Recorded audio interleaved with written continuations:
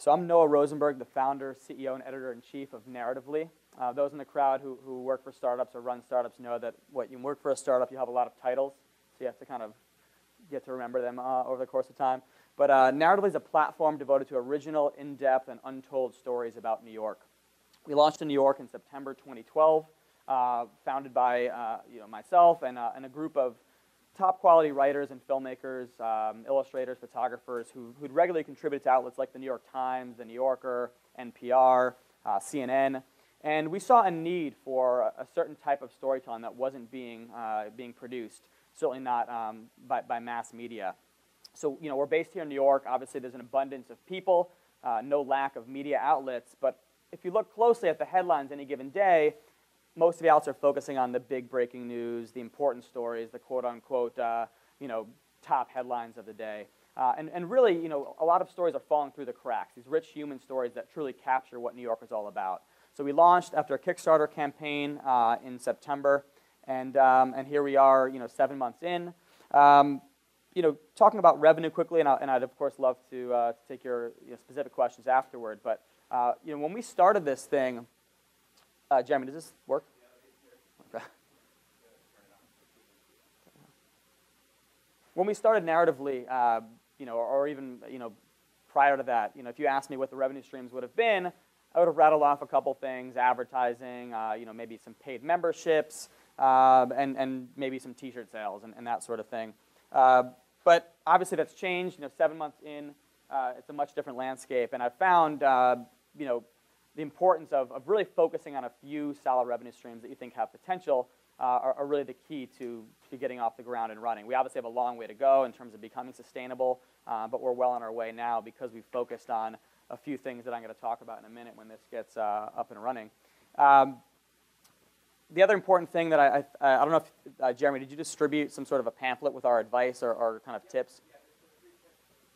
So one of the other tips that I had in there was, while you certainly have in mind a few revenue streams when you get started, certainly you have to be nimble and be agile and have the ability to pivot when need be or identify revenue streams that you might not have thought about when you first started. And that's certainly the case with us. Thank you very much.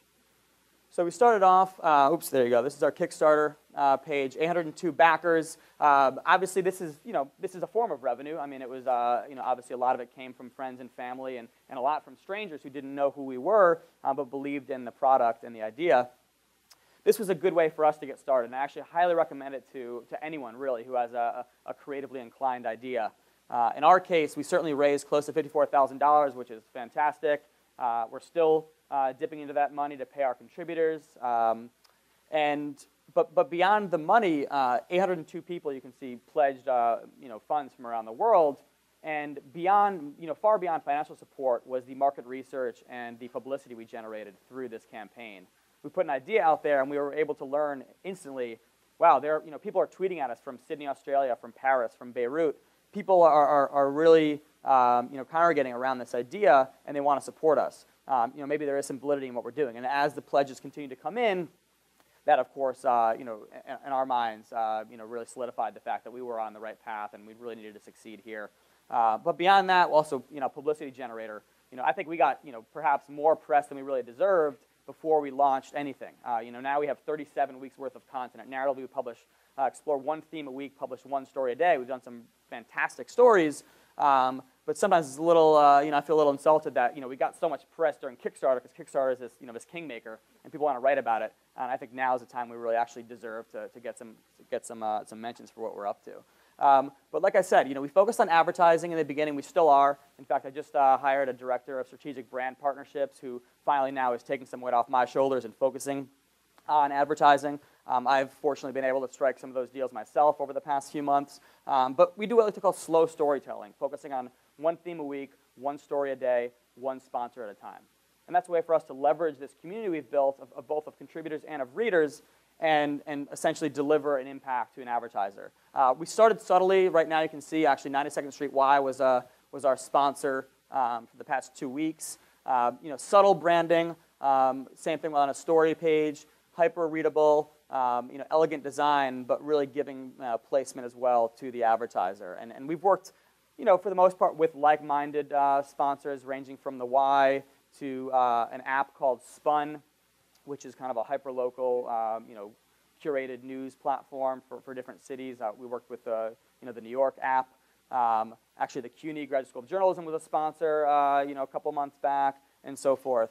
Beyond advertising, obviously email, we're learning very quickly, is a huge driver. Advertisers wanna be involved with that. We have a very high open rate, and we're continuing to grow this email, and we're exploring creative ways to grow that base from our website through social media and other platforms. On top of that, we're producing a monthly ebook. So again, we're doing in-depth content, some of it long form, some of it multimedia. Ebooks are a good way to get that content out there. It's a way for people to engage with the stories in an offline setting, where on the subway or on an airplane, or when they don't have other Wi-Fi access, or just want it kind of in a tidy package. Those ebooks are sponsorable. Those are sold as well, modestly, and they're also an incentive during our Kickstarter campaign. So we're delivering those to Kickstarter backers right now. We do a monthly event series. So this is, for us initially, the event series is really an extension of the storytelling platform. It still is. It's a way for us to bring our subjects and our writers and contributors up on stage to give new life to the stories, to interact with our audience members in a physical setting.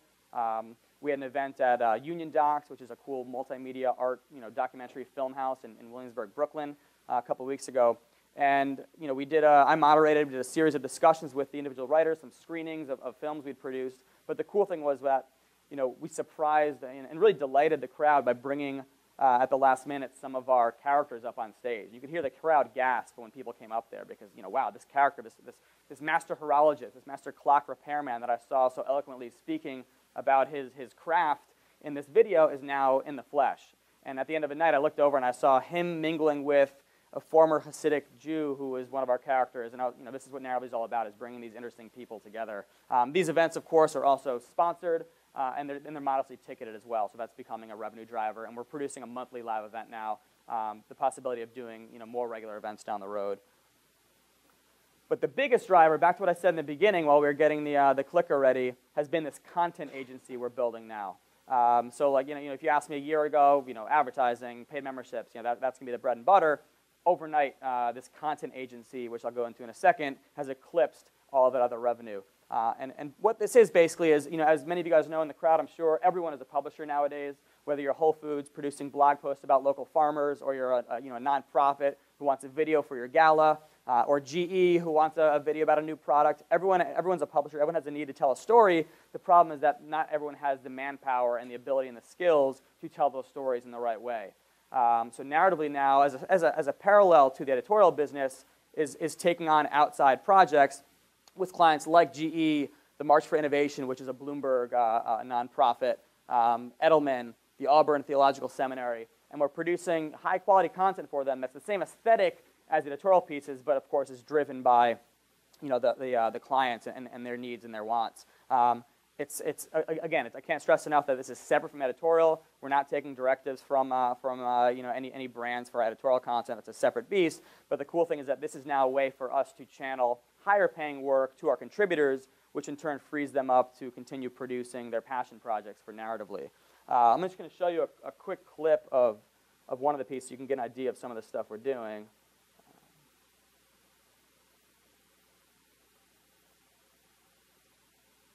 This is a piece we did for GE through another content agency actually called Contently.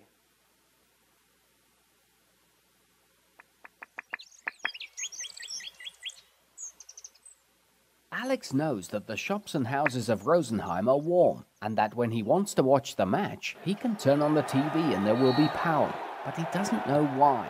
So Alex did what all children do, and he asked his father, who works at the city's utility company, where the power came from. "We have to be more efficient with all the resources we have," his father explained. "We have wind turbines and solar panels and natural gas, but we have to get the most energy out of them that we can. At the plant, we have a new gas engine called the GE Jenbacher J920 Flextra, which works with all of these resources to create heat and power for the town. Think about a car engine. It gets very hot when it's powering a car," his father said. The same thing happens at the power plant when it's creating energy. But unlike a car engine, the J920 Flextra is able to capture its own heat and use it to warm our homes. This is called combined heat and power, and it ensures that almost no energy goes to waste. And while we always try to use the sun and the wind to make power, the wind doesn't always blow, and the sun doesn't always shine. The new system allows us to start up the J920 Flextra quickly, which means the town will never lose power, even when the sun goes behind a cloud. Efficiency is important because it means we can use fewer resources to create power. Every year, we could save as much as the amount of energy in 76,000 barrels of oil. The new gas engine also is designed to produce fewer emissions, about the same as having 4,100 fewer cars on the road. This means cleaner air for you, me, and all our neighbors. But most importantly, he explained, the shops and houses of Rosenheim will have light and warmth, and when you want to watch the match, you can turn on the TV. Cool, said Alex, and he went back to watching his football match. Yes, yes it is, thought his father.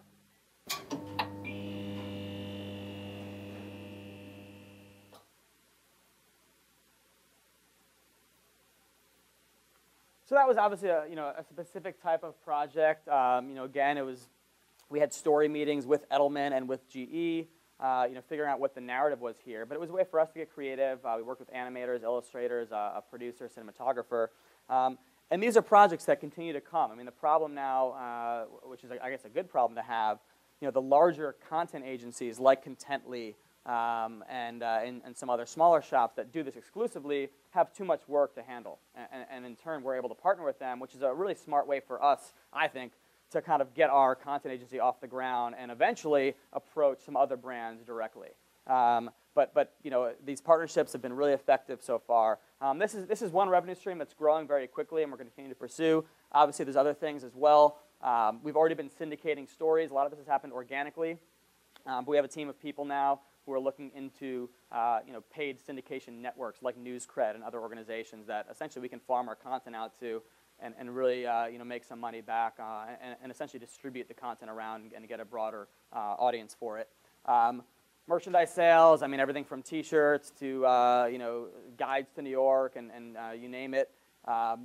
Paid memberships is something that we've thought a lot about. It was initially something that was big. We're still producing monthly ebooks and giving those to paid members, but really we're going to be launching a login system on the website in the next 6 or 8 weeks, which will include different incentives as well as some member-exclusive content and other things that's going to be essentially more valuable to the paid member and really instilling a sense of community around the content we produce. I'm also actually really interested in the New York Times metered system, or the so-called leaky paywall, as a way to on the one hand, give our core members something they deserve, something that's really valuable, but also not turn away the referral traffic, which at this point makes up a bulk of our traffic. The New York Times system, if those aren't familiar, basically, I forget what the number is now, but they limit how many articles you can get for free directly per month. I think it's about 5 or 10 right now. But if you're coming to them via a referral link from social media or email, there's no cap on how many articles you can visit. And I think that's kind of, it seems like a win-win. It's something we'll explore and we'll test out in the coming months. I've already been doing a lot of storytelling workshops on my own. I think it's something that I want to really leverage our whole community. We have 350 plus contributors now, really high-quality storytellers who are as passionate, as talented as I am, and to essentially take them out to schools, to businesses, and teach the art of storytelling, which we believe we're pretty good at. And the last thing is we've talked with some TV film companies as well about turning some of our stories into series, films, and nothing happening in that regard yet. We haven't really explored it too deeply, but that's again just an example of some surprising revenue streams that we hadn't necessarily thought about a month ago, let alone a year ago. I can take some questions. That's about it for right now, kind of my sort of overall view. But thank you very much for hearing me out. I'd love to talk to you guys, intermission or afterward. Yeah, in the back there.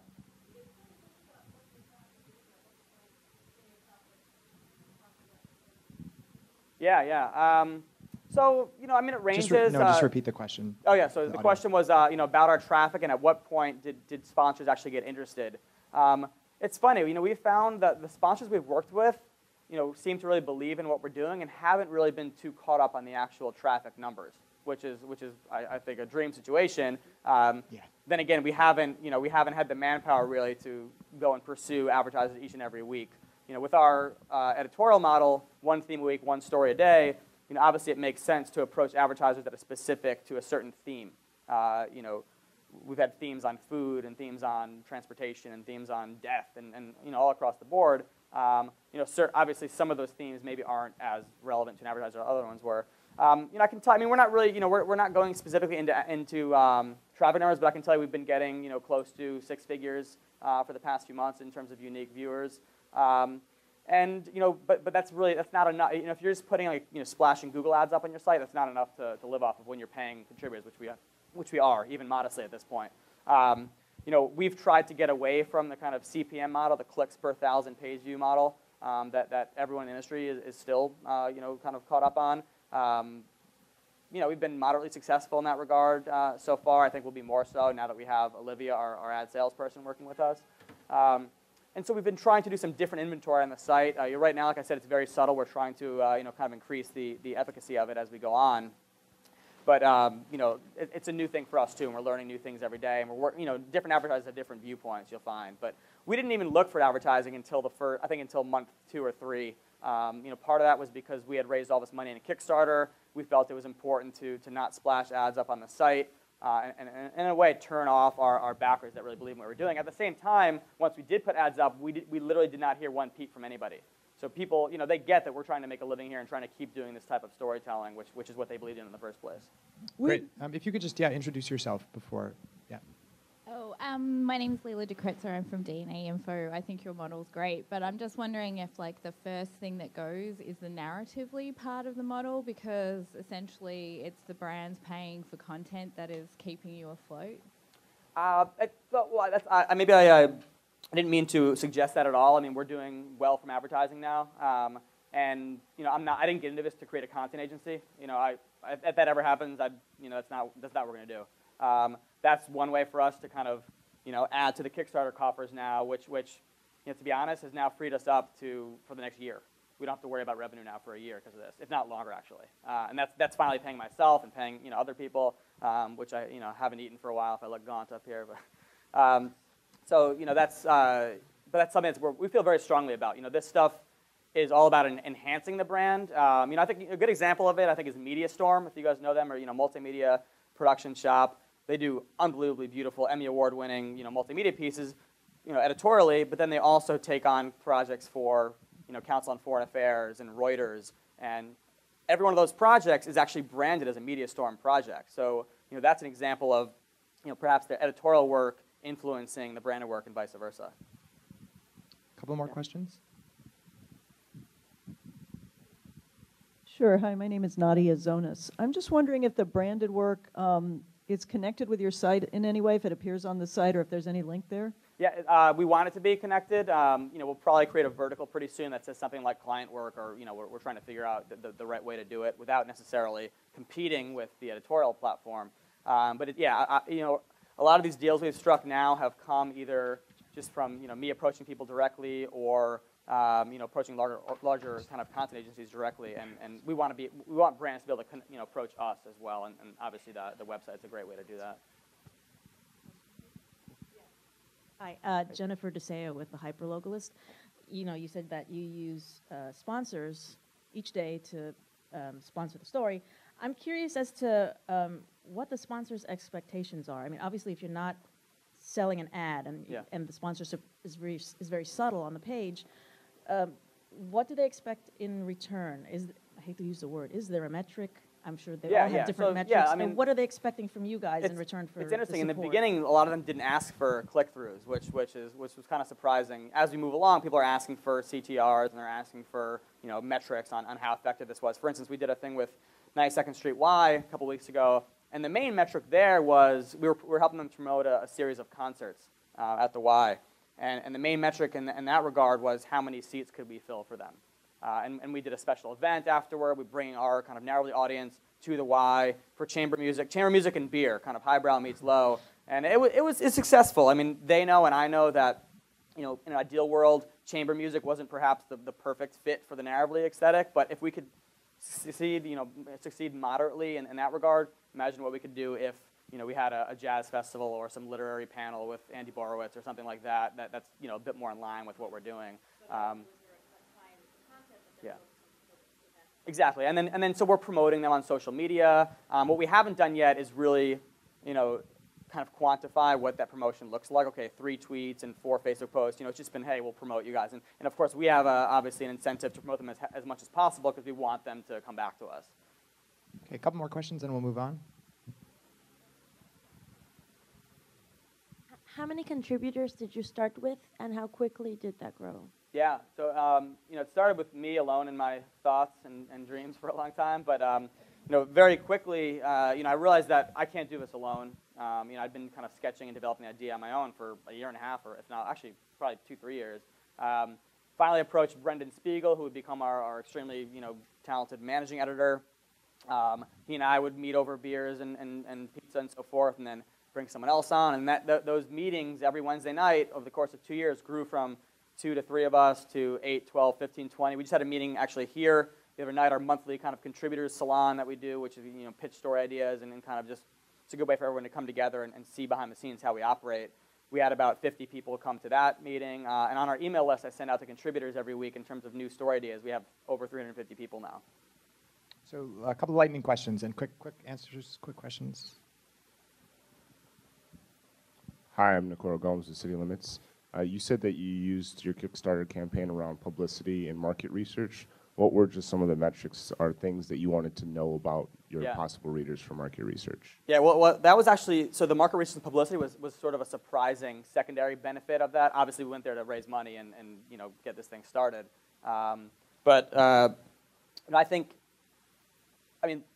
just the fact, even actually before we launched Kickstarter, we got written about in Capital New York. And the narrative was perfect. This group of New York Times freelancers doing long form and like saving the world kind of thing. And great, we couldn't have written that ourselves.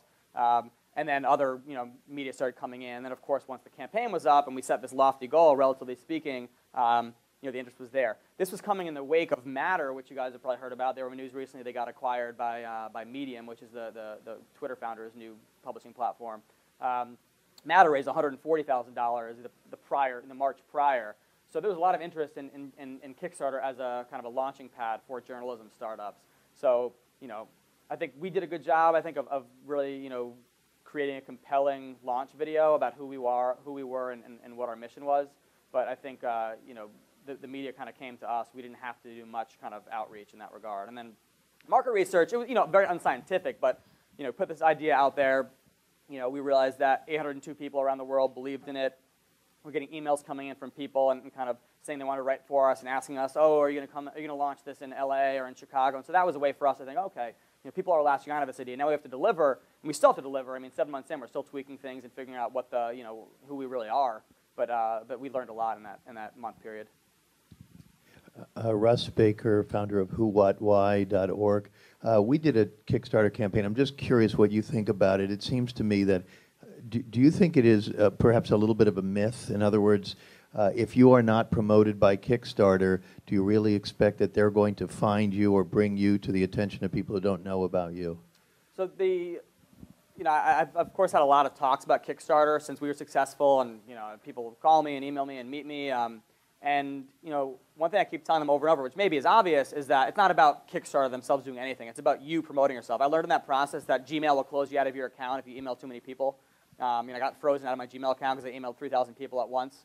I learned that I learned to fear the NPR fundraisers who do this for full time, because this is it's a grueling labor. You're out there all the time. We were never actually, I was pushing for it. We were never mentioned in one of Kickstarter's like daily whatever, but they did feature us in kind of their I think their journalism whatever. We were on the homepage briefly. That said, the amount of fundraising we generated from Kickstarter was like something like 10% or 15% of the overall amount we raised. Okay, last question, Kat. And Noah, you'll be around for if people want to chat afterwards. And my email is just noah@narrative.ly for those who want to contact me as well. So Kat Schreier, Water Citizen News, you're so dependent on contributors from all sorts of different sources. They can be as picky as sponsors of how much traffic you can get. I'll only write for you if it's that. How much are you paying your contributors, if you don't mind? And what is, are there standards? What do you have to offer them in terms of traffic as well as dollars? So it's been interesting. I mean, we've been paying since day one. We haven't been paying a lot. I mean, we're really topping off at like $200 per piece on the longer end. But we found what's been surprising is that people have come to us because this is finally an outlet for stories that they've had in their back pocket for, in some cases, 7-8 years, and haven't been able to tell because it's too unwieldy or it's too this and too that, no news peg, et cetera. And we can finally give some life to those stories. Or you've been covering the police beat for the Daily News for 7 years, and you've always seen this one character you want to write about, but like they won't give you the space to do it. Come to Narratively, we can do it for you, or do it with you. So that's been really humbling to kind of be a part of that process and have people come to us because this is finally an outlet. We really haven't had people ask. Actually, we had the first person ask about traffic 2 days ago, and no one had ever asked before. So that hasn't necessarily been an issue. Thank you very much. That's great.